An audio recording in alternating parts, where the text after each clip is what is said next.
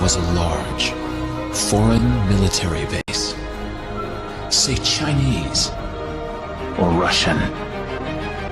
Imagine that thousands of armed foreign troops were constantly patrolling American streets in military vehicles. Imagine they were here under the auspices of keeping us safe, or promoting democracy, or protecting their strategic interests. Imagine that they operated outside of U.S. law and that the Constitution did not apply to them. Imagine that every now and then they made mistakes or acted on bad information and accidentally killed or terrorized innocent Americans, including women and children, most of the time with little or no repercussions or consequences. Imagine that they set up checkpoints on our soil and routinely searched and ransacked entire neighborhoods of homes. Imagine if Americans were fearful of these foreign troops and overwhelmingly thought America would be better off without their presence. Imagine if some Americans were so angry about them being in Texas that they actually joined together to fight them off in defense of our soil and sovereignty because leadership in government refused or were unable to do so. Imagine that those Americans were labeled terrorists or insurgents for their defensive actions and routinely killed or captured or tortured by the foreign troops on our land. Imagine that the occupiers' attitude was that if they just killed enough Americans, the resistance would stop. But instead, for every American killed, 10 more would take up arms against them, resulting in perpetual bloodshed. Imagine if most of the citizens of the foreign land also wanted these troops to return home.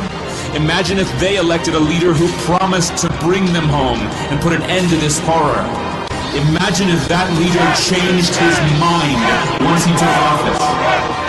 The reality is that our military presence on foreign soil is as offensive to the people that live there as armed Chinese troops would be if they were stationed in Texas. Shutting down military bases and ceasing to deal with other nations with threats and violence is not isolationism. It is the opposite. Opening ourselves up to friendship, honest trade, and diplomacy is the foreign policy of peace and prosperity. It is the only foreign policy that will not bankrupt us in the short order, as our current actions most definitely will. I share the disappointment of the American people in the foreign policy rhetoric coming from the administration. The sad thing is, our foreign policy will change eventually, as Rome's did, when all budgetary and monetary tricks to fund it are exhausted.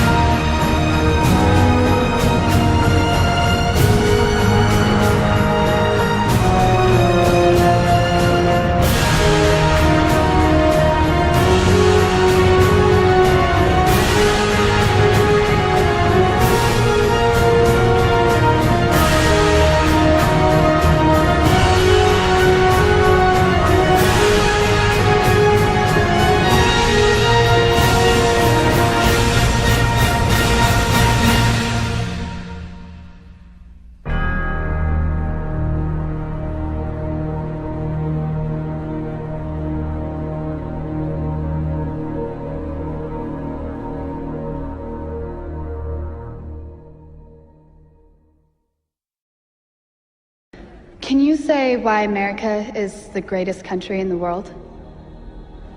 Diversity and opportunity. Lewis? Freedom and freedom. So let's keep it that way. Well, why is America Not the greatest country in the world, Professor. That's my answer.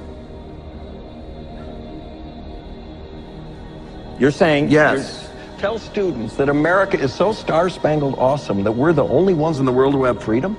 Canada has freedom. Japan has freedom.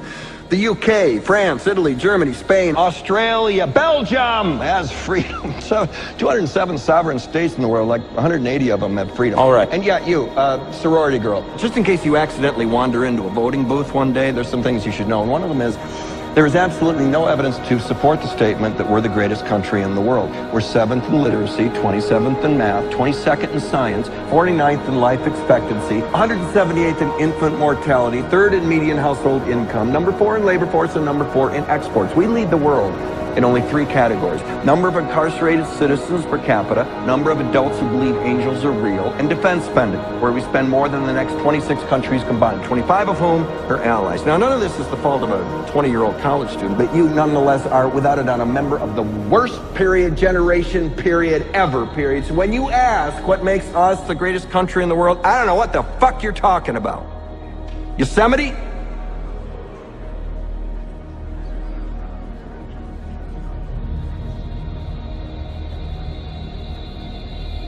One family now own more wealth than do the bottom 30% of the American people.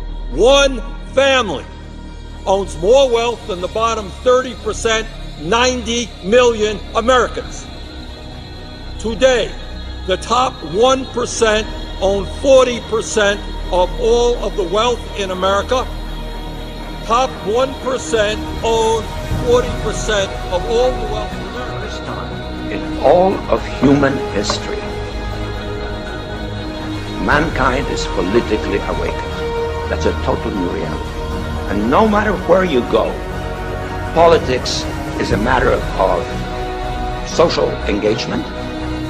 And most people know what is generally going on in the world, and are consciously aware of global iniquities, inequalities, lack of respect, exploitation. The affirmative task we have now is to actually create a new world order. So we have to do what we do best. We have to lead. We have to lead.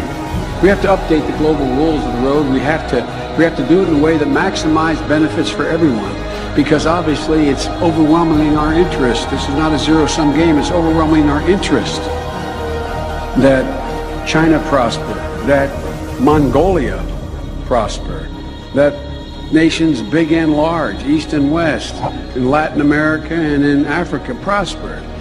Because, you know that old expression, they asked Willie Sutton why he robbed banks, he said, that's where the money is. We want everybody to have a little money.